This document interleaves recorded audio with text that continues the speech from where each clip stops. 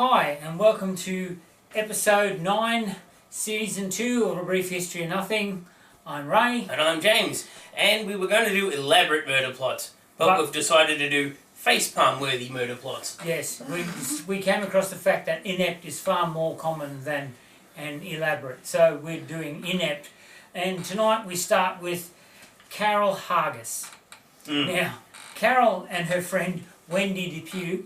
Was it Mary Depew? Oh, Mary Depew, sorry, not Wendy, but Mary Depew decided, well, Carol wanted to murder her marine drill instructor husband because she was very unhappy in the marriage. They were having money problems, so she decided if she bumped off hubby, then his insurance, the $20,000 for his insurance, would get rid of the money problems and she'd get rid of an unwanted spouse. Yeah. So she enlisted the help of her friend Mary Depew, and in the summer of 1977 they decided to do the deed. Well, Carol originally offered Mary $1,000 and Mary said no, she wasn't going to do the murder for less than half of the insurance policy, so she wanted 10 times that. Yeah, 10 grand.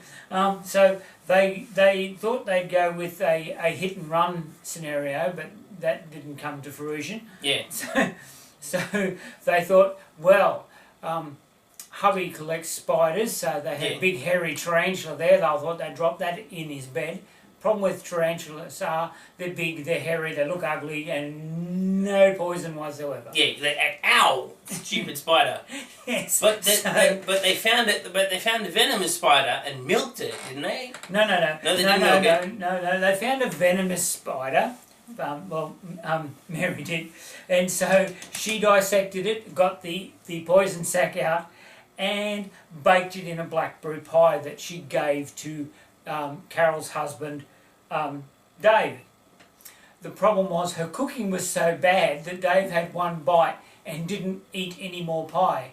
The only other problem with that also, you can ingest venom and it won't do anything. Venom has to actually be, that's the difference between venom and poison. Poison is ingested, venom is injected by fangs, usually. Yes.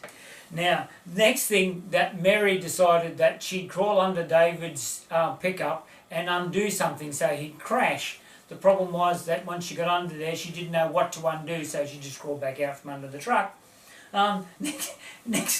Next thing she decided was that she'd give him LSD so that he'd crash the truck himself. So she mixed LSD with batter for making French toast, but he decided he didn't want breakfast that morning. So that plan failed. So then she decided, well, let's strip the insulation off the toaster of the. Yeah, Carol decided that she'd strip the insulation off her toaster, and then while David was having a shower, she'd plug the toaster into the power outlet in the bathroom and fling it in the shower.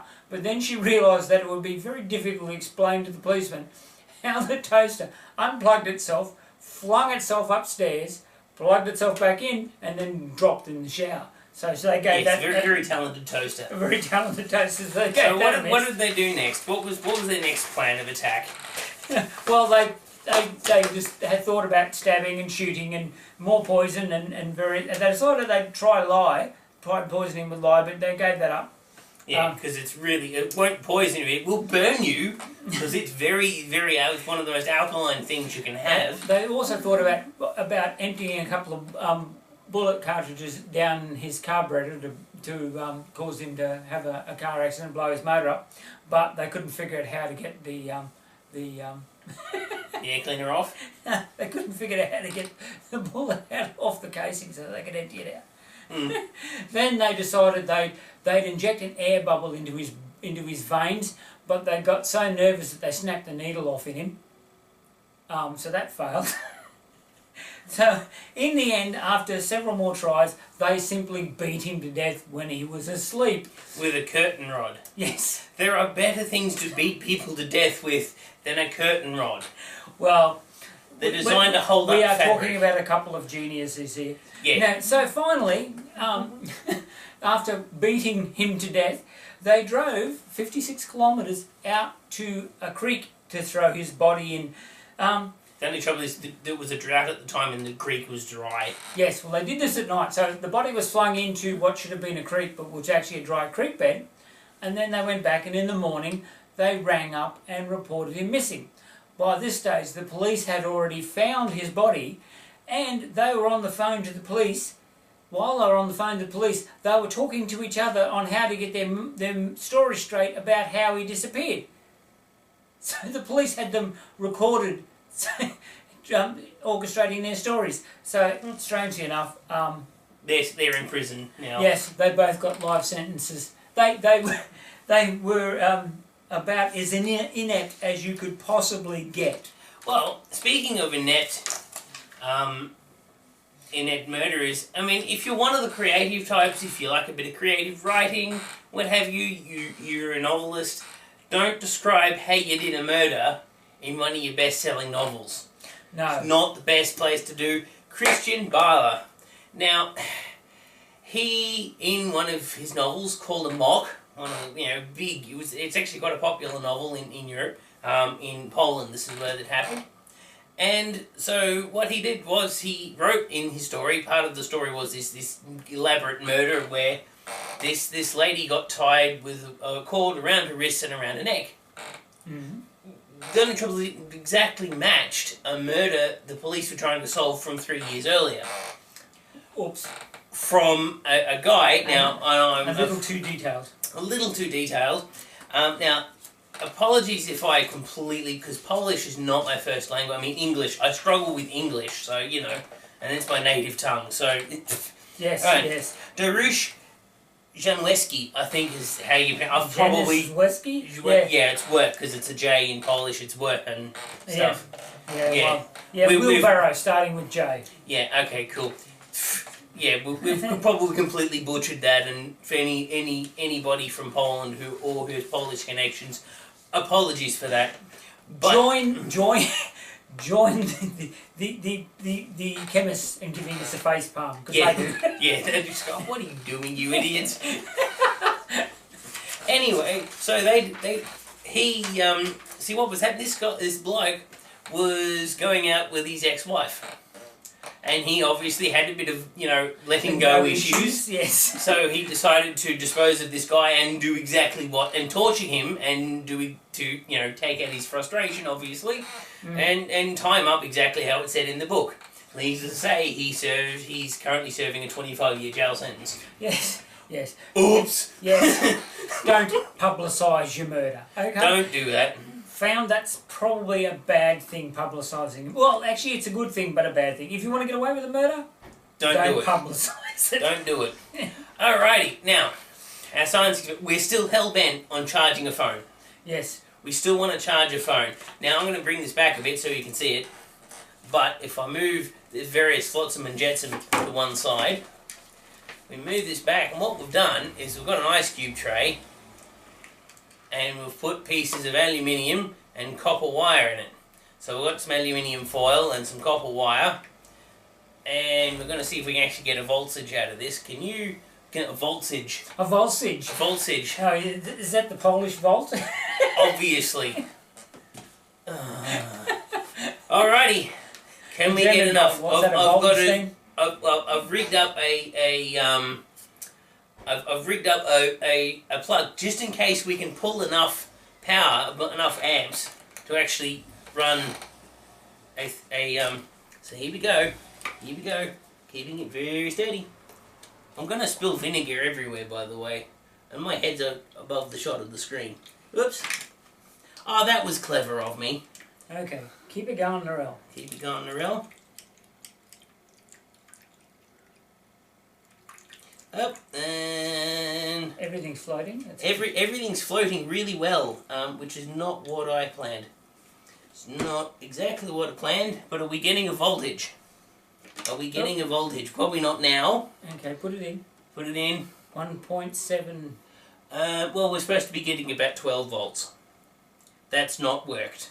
And we're actually minus 1.7, so we're back to front somewhere. We're back to front somewhere. No, we're right way around as far as I can tell. No, we're right way around. No, we're right way around, but we're still only getting about a volt. Why is that sitting up there? Well, that's meant to be sitting like that, so one end of it's in the well, thing. Well, that's not even in the water properly. Let's try that, see if that works. No, we're still getting about a volt. Again. Fail. Yes. And vinegar is everywhere. It smells delicious in a fish and Yes. Again, I struggle with English, let alone Polish. Yes. Anyway, okay. Oh dear. Right, now I just want to make mention of an actor who's passed the last day or so, Martin Milner. Beyond my time, beyond. He was from the future. No, wait, that doesn't make sense. No, from the early 60s, he starred in a TV show called Route 66, and then later on in the 60s, he starred in a TV show called Adam 12. There was he was the blonde a cop in Adam 12. He passed away at the age of 83 a couple of days ago. Okay, now, what happened on this day? Well, the United States acquires the name Uncle Sam. Yes, but before that, by about 300 years, Michelangelo was busy. Doing the 13-foot marble statue of David from the Bible? Yes, he unveiled it in Florence, in Italy, in 1504. She'd just get, oh yeah, I'll just throw this together, she'll be right. Yes, nobody will be offended by these genitals. Whoosh! Oh, okay, he has junk. Yep. Okay. Now, in 1813, the United States nickname Uncle Sam came into being. It was linked to Samuel Wilson, who was a meat packer, and then on the bottom of his barrels, he stamped US for the soldiers, and the soldiers began calling it Uncle Sam's, and that was picked up and it spread. So the federal government was known as Uncle Sam from there on in. Yeah, back in a little bit later on in that century, in 1896, an electric car wins the first organised car race in America. Yes. And I can only imagine, if we're struggling with it now, I can only imagine what the battery technology would have been like in the 19th century. Not great. Not overly efficient. We had lead-acid batteries then, though. That was the cutting edge. That was the cutting edge, but... weren't they tar? Didn't they have like a tar around the outside casings, like tar? Yeah, well, they didn't have like modern plastics, so you know, whatever. I think it was even pre Bakelite.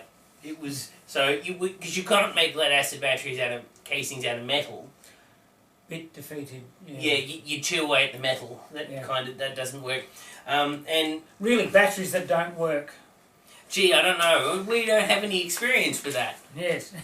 Now, on this day, in 1940, the Germans started the Blitz in England, bombing the hell out of English cities. Right, now, and who got borned on this day? Who got borned? Well... 1886, I have no idea who that person is. Siegfried Sassoon, English writer and poet, was born on this day, and he wrote a lot of anti-war stuff. He served in World War I and suffered from post-traumatic, called it shell shock in those days, but post-traumatic stress disorder, and he wrote a lot of anti-war writings. Gee, I wonder why. Yes, now, a little-known person, Peter Sellers, English comedian, actor, famous for being Inspector Clouseau, was born on this day in 1925. A little-known country and western singer was born on this day in 1932. Yes, yeah.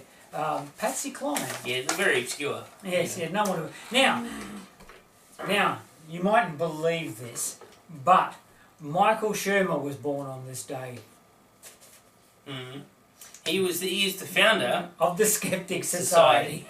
Yes, and the editor of the Skeptic magazine. Because, I mean, you can go around on the internet and see some of the strangest things people believe, so sometimes you just need to step back and go, sometimes. Sometimes, but he professionally goes, that's his job. Okay, and Alicia Beth Moore was born on this day.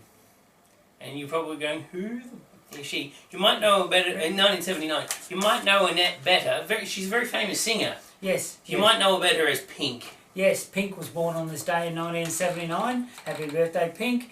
Well, I think everybody knows what Pink songs are. My favourite is Fun House and So What. Yes. Anyway, alright, well that's us for another week. Yes. If you like us, actually click the like button. If you like us, like. Yeah, like. Share us amongst your friends. Inflict us on them.